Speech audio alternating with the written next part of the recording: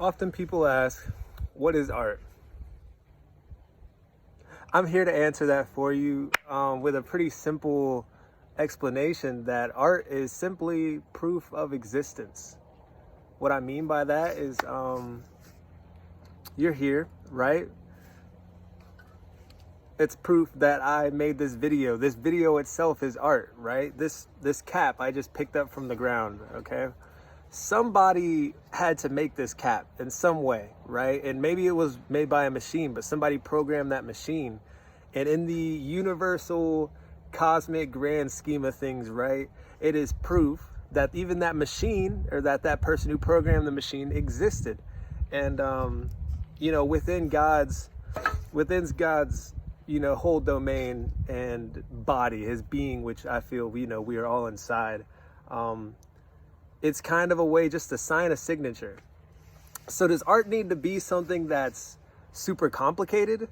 Does art have to be something that's super beautiful? This cabin behind me that you guys can see, right? This cabin behind me you see, that is art. It's art that I was here. If someone 100 years from now walks by and everything in the world is whatever it is, but they see this cabin, they're gonna say, oh, okay, somebody was here. And it's like that fundamental idea is the truth behind art itself. Art itself is just saying, hey, I was here. So it doesn't need to look like something else. Just because this is what your art looks like and this is what this person's art look like doesn't mean that that's what my art has to look like. And your art doesn't have to look like my art.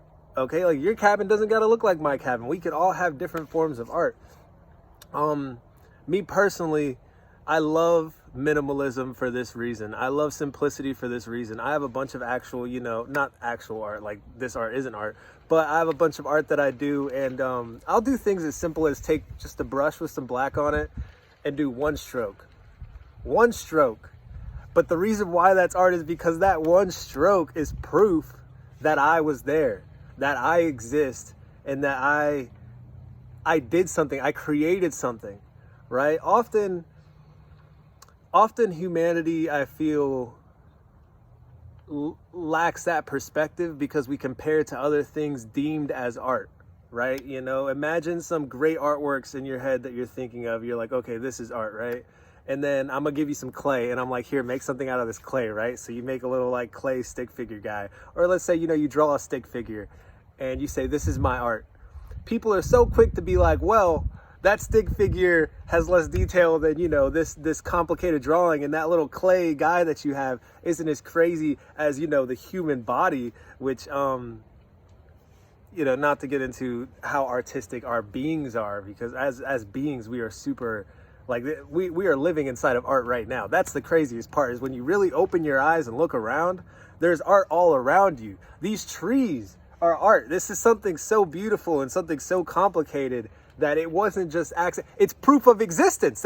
When you start to understand that, when you start to understand that these little things you're creating are proof of your existence, then you start to see that we are proof of a different existence. We ourselves are proof of a higher existence.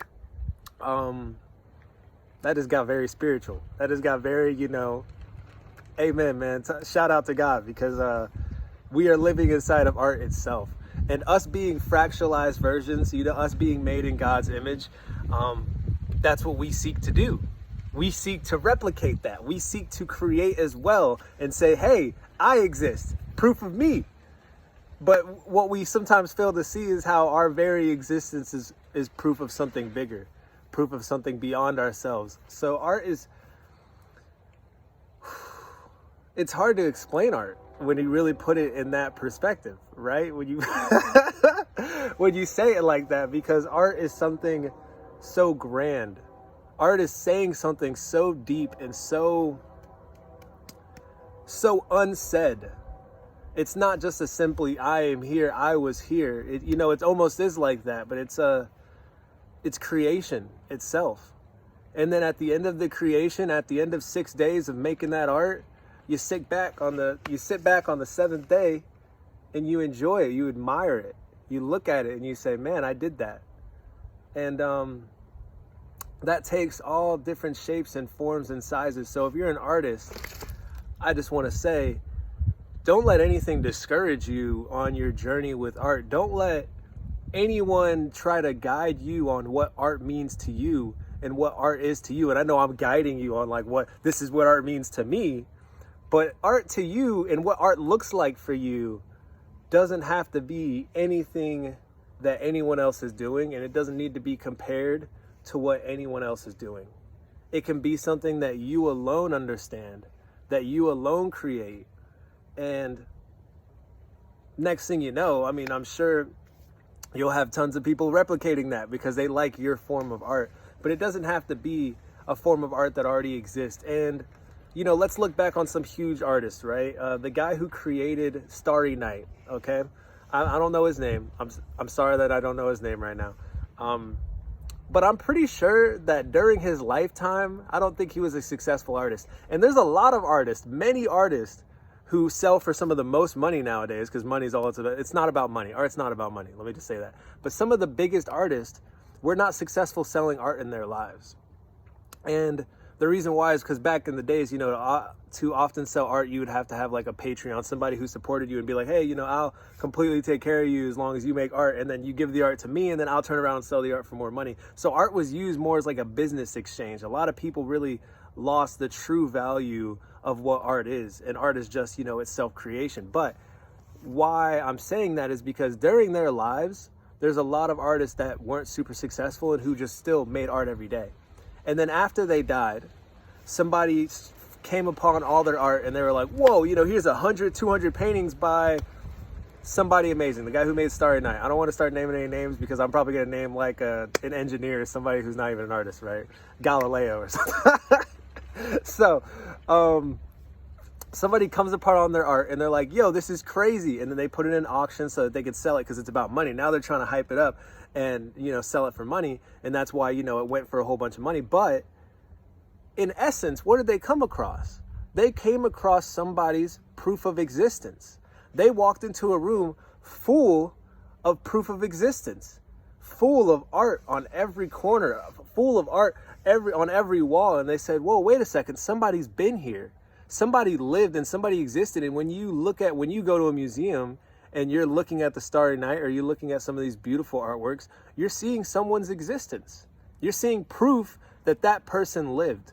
Because if that person didn't live, that painting would never be there. And that's the same type of perspective you should have with your art, to where when you're making something, if you did not live, that art would not be here to this day. So when it comes to create something that shows you were here. And that's easy. That's so anything you do, right? And that's also art. Art can be in so many forms. Am I just talking about painting? No. Like I said, building this cabin, that's art. Someone's going to walk by this one day and be like, yo, somebody was there. You know, somebody's going to walk past music. If you hear someone's song, boom, proof of existence, right? If you come across this video, proof that I was here. You know, hey, Future Levante, shout out, proof I was here. You know what I'm saying? Proof that I existed in this moment, in this space and time. And often as artists, especially nowadays with social media and everything we see around us, we get overstimulated and almost burdened with the amount of perspective and the amount of opinions other people have towards art. And we almost let that guide us. And I think it's just important not to let anything guide your artistic creativity and your flow, and just to cleanse your mind and let it come straight out of you as it is. Let it be natural. Because the more natural, the more real it is, the more it represents your existence. So I just thought I would hop on for a second and talk about art, because I love art. I truly do.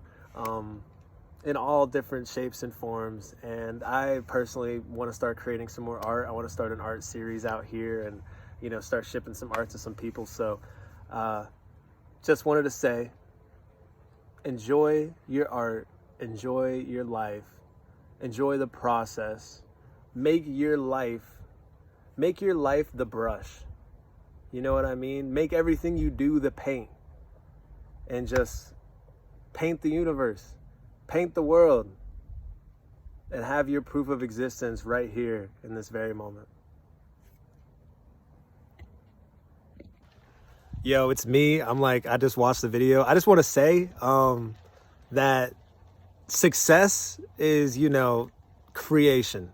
It's as simple as that. As long as you're creating art, the art is a success. Now, in our minds, we can have all these different levels of success. We can have all these different things we want. We could have society standard for success. But truthfully, as long as you're creating art, you're a successful artist. And something it took me a long time to learn as an artist. It took me until people started buying my art, until I could sell art before I realized this. But yo, you're an artist way before you sell art. You're an artist way before you're successful in society's terms. You're an artist the moment you decide to start being an artist. The moment you decide to create something, you're an artist. When you were a little kid and you were playing with Play-Doh and you made a little Play-Doh pie, or whenever you were sitting with ketchup and you made a smiley face on your burger, you're an artist. It's that simple. I just want to put that out there. And you're not just a artist, you're a successful artist, because success is in the own mind and your own perspective. So be successful in your own eyes. And it's crazy how the world will represent that and present that back to you.